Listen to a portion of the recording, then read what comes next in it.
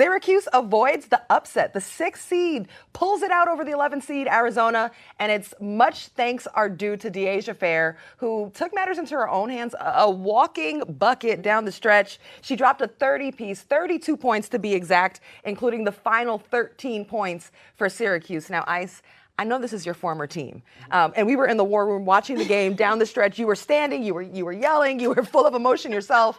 What impressed you most about Dyaisha's personal run to close the game out? First thing, cardiac cues will get you every time. I feel like they make it close just so I have a heart attack.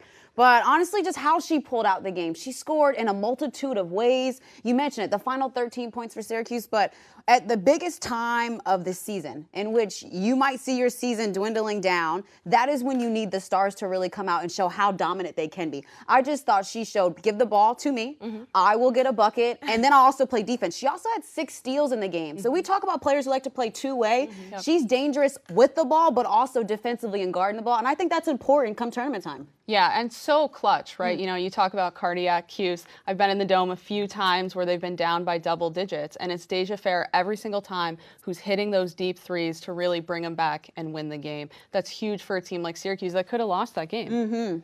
So what do you think about Syracuse's ability to continue to be clutch as they're going to advance now and see the 3 seed UConn? That's a nice matchup coming up.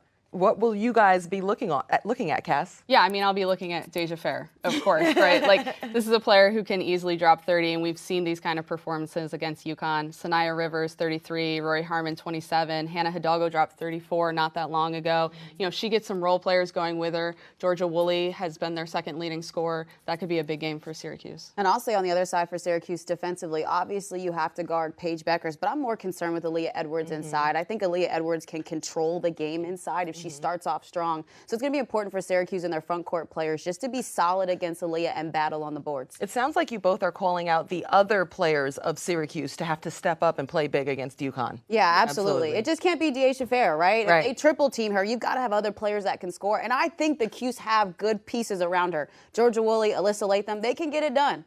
I'm saying they can get it done. They can get it done. The alum has spoken. We'll have our eyes on that UConn-Syracuse matchup.